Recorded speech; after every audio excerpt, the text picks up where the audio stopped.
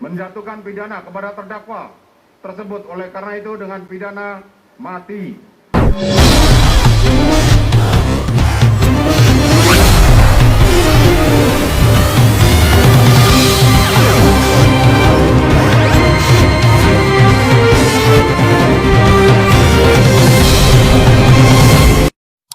Dengan telah terpenuhinya seluruh unsur dalam dakwaan kedua pertama primer, maka terhadap dakwaan selebihnya tidak perlu dipertimbangkan lagi.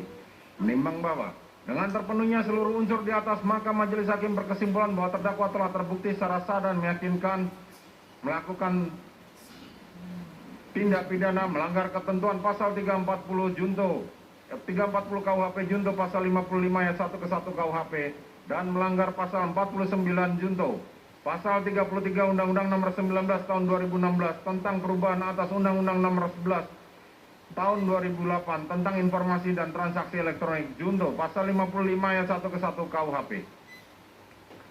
Menimbang bahwa selama di persidangan berlangsung tidak terdapat alasan pemaaf maupun alasan pembenar pada diri terdakwa yang dapat menghapus pertanggungjawaban pidana atas perbuatan yang dilakukannya, maka berdasarkan pasal 193 ayat 1 KUHP, terdakwa haruslah dijatuhi pidana.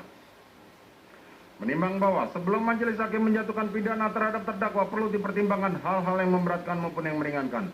Hal yang memberatkan, perbuatan terdakwa dilakukan terhadap ajudan sendiri yang telah mengabdi kepadanya kurang lebih selama 3 tahun.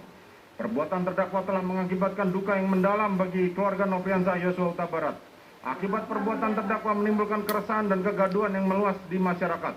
Perbuatan terdakwa tidak sepantasnya dilakukan dalam kedudukannya sebagai aparat penegak hukum dan pejabat utama Polri, yaitu Kadif Propam Polri. Perbuatan terdakwa telah mencoreng institusi Polri di mata masyarakat Indonesia dan dunia internasional. Perbuatan terdakwa telah menyebabkan banyaknya anggota Polri lainnya yang turut terlibat. Terdakwa berbelit-belit memberikan keterangan di persidangan dan tidak mengakui perbuatannya. Hal yang meringankan, tidak ditemukan adanya hal yang meringankan dalam hal ini.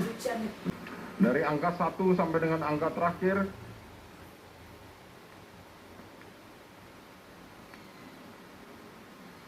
dikembalikan kepada penuntut umum untuk digunakan perkara, karena masih diperlukan dalam pembuktian perkara lain, maka dikembalikan penuntut umum.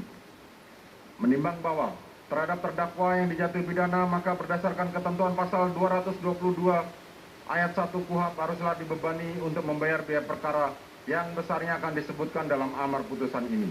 Mengingat pasal 340 KUHP junto pasal 55 ayat 1 ke 1 KUHP dan pasal 49 junto pasal 33 Undang-Undang Nomor 19 Tahun 2016 tentang perubahan atas Undang-Undang Nomor 11 Tahun 2008 tentang informasi dan transaksi elektronik junto pasal 55 ayat 1 ke 1 KUHP, Undang-Undang Nomor 8 Tahun 1981 tentang Kitab Undang-Undang Hukum Acara Pidana atau KUHP serta peraturan hukum lain yang bersangkutan.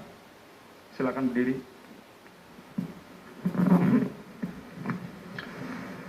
Mengadili, menyatakan terdakwa Ferdi Sambo SH SIK MH telah terbukti secara sah dan meyakinkan bersalah melakukan tindak pidana turut serta melakukan pembunuhan berencana dan tanpa hak, melakukan tindakan yang berakibat sistem elektronik tidak bekerja sebagaimana mestinya yang dilakukan secara bersama-sama. Menjatuhkan pidana kepada terdakwa tersebut. Oleh karena itu dengan pidana mati. Memerintahkan terdakwa tetap berada dalam tahanan. Menetapkan barang bukti tetap terlampir dalam berkas dikembalikan kepada penuntut umum untuk digunakan dalam perkara lain. Demikianlah diputuskan dalam rapat permusyawaratan. Silakan duduk. Demikianlah diputuskan dalam rapat permusyawaratan Majelis Hakim Pengadilan Negeri Jakarta Selatan pada hari Kamis, tanggal 9 Februari 2023 oleh kami, Wahyu Iman Santoso, sebagai Hakim Ketua Majelis Hakim, Morgan Simanjuntak dan Alimin Ribut Jono, masing-masing sebagai Hakim Anggota, dan diucapkan dalam sidang terbuka untuk umum pada hari Senin tanggal 13 Februari 2023 oleh Hakim Ketua Majelis tersebut dengan didampingi hakim-hakim anggota dibantu oleh Saudara Aprisno sebagai panitera pengganti, dihadiri pula oleh Jaksa Penuntut Umum pada Kejaksaan Agung Republik Indonesia dan terdakwa didampingi penasihat hukumnya.